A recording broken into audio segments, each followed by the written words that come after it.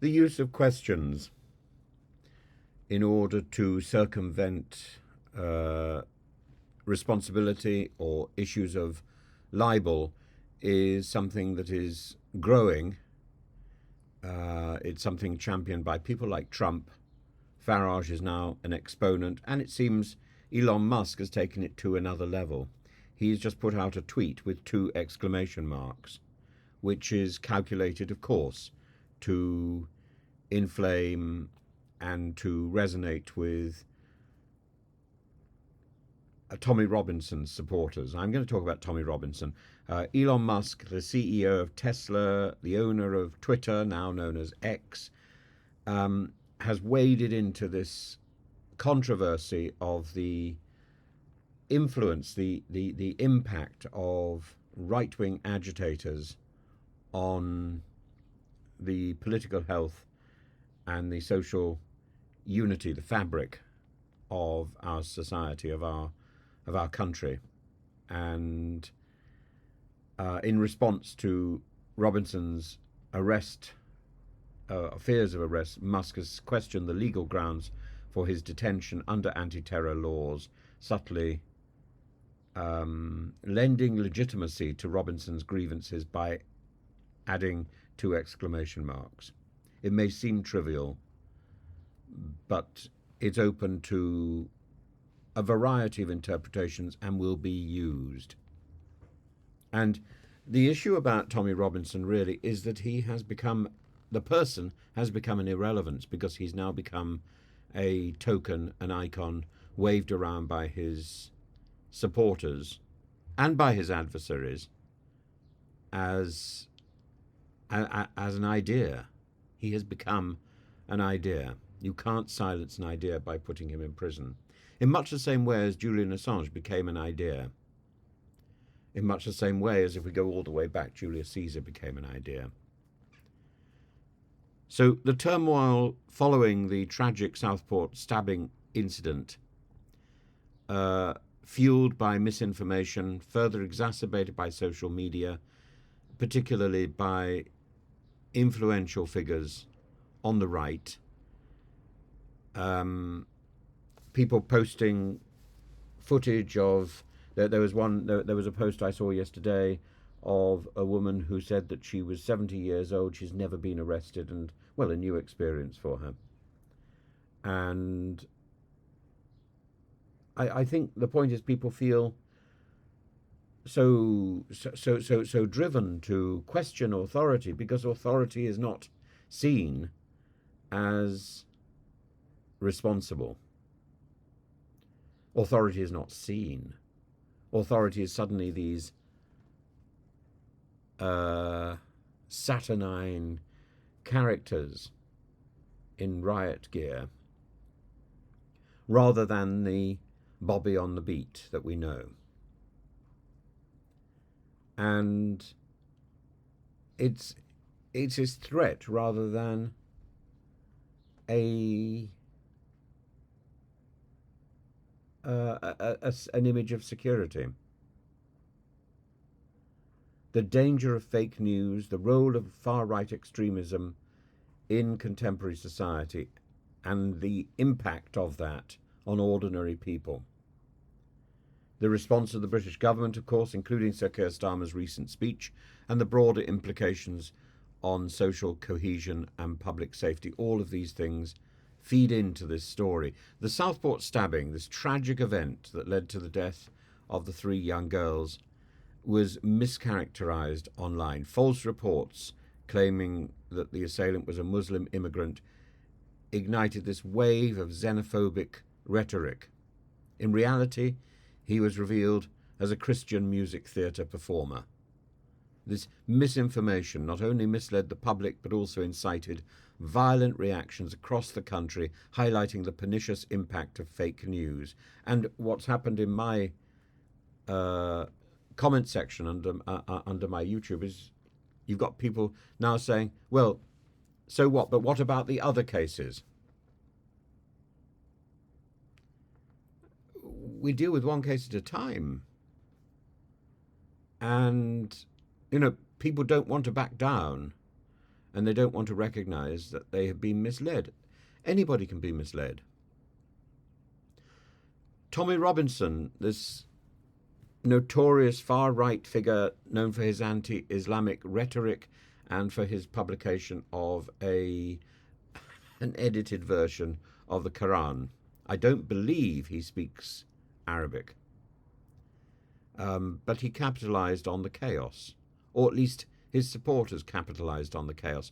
Stephen Christopher Yaxley Lennon, A History of Using Social Media to Spread Inflammatory and Often False Narratives, and his response to the Prime Minister's remarks accusing Keir Starmer of labelling grieving citizens as thugs. It further stokes the flames of discontent. Keir Starmer is right. The people who came out on the streets to riot are thugs.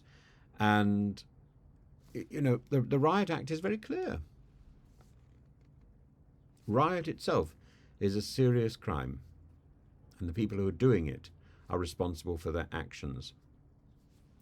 And it doesn't matter whether Elon Musk tweets some punctuation, or whether Tommy Robinson gets offended by the language which is used by the Prime Minister. The reality is those people on the streets who were throwing objects, who were igniting pyros, those people are responsible for their actions. And social media's role in spreading misinformation, in organizing protests, cannot be overstated.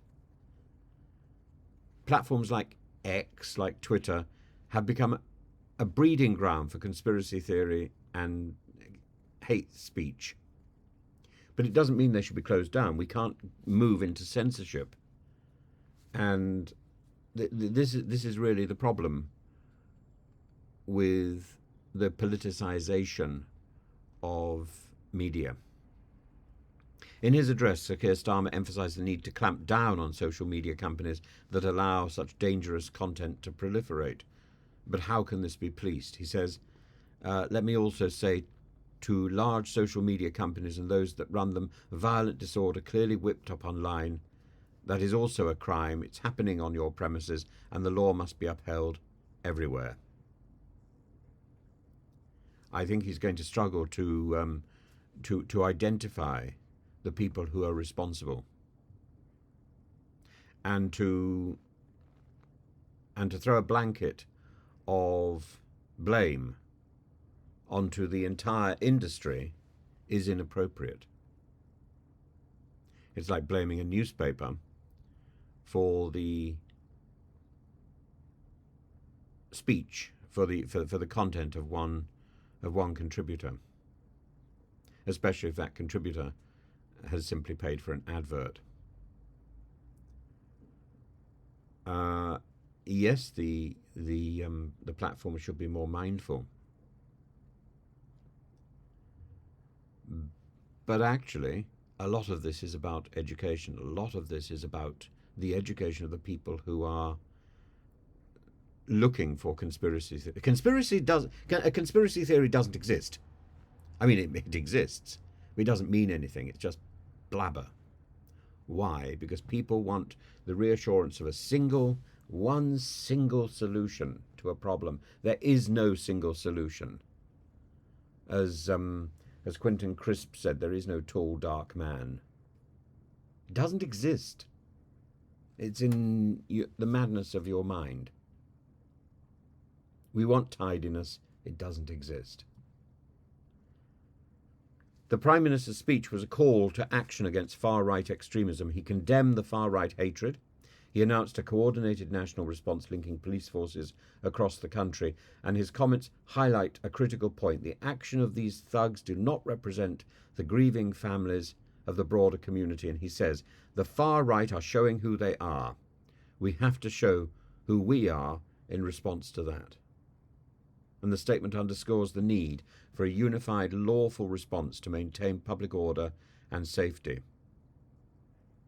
This eruption of chaos across England with demonstrations including many young people vociferously supporting Robinson, chanting, "Release Tommy now, Tommy, Tommy, Tommy," and the display of nationalist symbols such as the Union flag, underscore a worrying trend of far-right nationalism gaining traction, and the involvement of teenagers and the promotion of conspiracy theories about a deep state. There is no deep state. It sounds like a pizza order. There is no deep state controlling the country. It reveals a deep-seated mistrust in institutions, exacerbated by super social media feeds, by misinformation, and by this desire for simplicity. Simplicity does not exist. There is no deep state. There is no conspiracy. There is really no Tommy Robinson anymore. Tommy Robinson has become an icon, and pursuit of Tommy Robinson is a waste of police time, and has been for some time. We need to shut down the idea, and that is about education. And the education we've got in our schools is inadequate. Why? Because our schools have got these ridiculous tropes in things like religious education, where we just go through other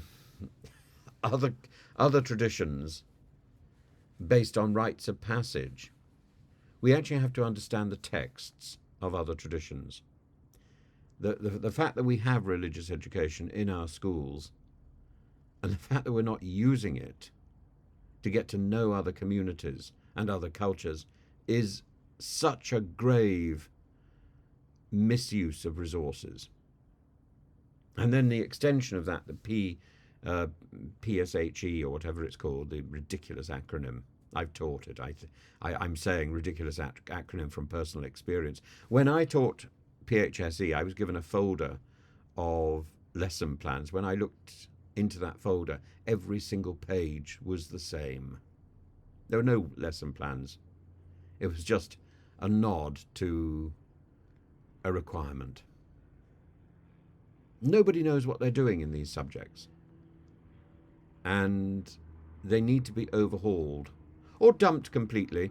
There are people in the comment section who say we don't need religion. No, we don't. We need religious education, because religious education is a way of accessing people's culture, even our own. And without religious education, by the way, without a knowledge of the biblical basis of the Christian, Judeo-Christian traditions, we can't actually read Shakespeare. We can't read Milton. We don't know what we're reading. We don't know the context, because it's based on an assumption that everybody who is reading, particularly Milton, everybody who's reading that has a background in the King James version of the Bible. There's resonant scriptural references all the way through.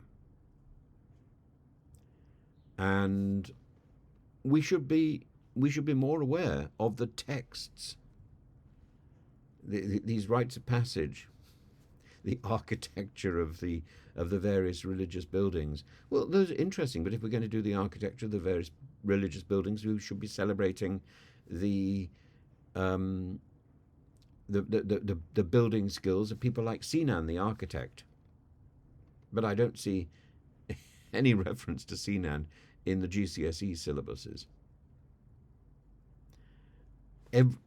Religious education needs an overhaul, not because we want to teach students and children about the religions that they practice or don't practice, but because religion is a shop window into differing cultures, and we should know about the differing cultures, and we should know about the cultures historically associated with our country. The great wealth of those cultures, including Sikhism, and I was talking to somebody on Sunday about the enormous value of the Sikh community in the two great wars, and the ignorance that is prevalent about the Sikh community.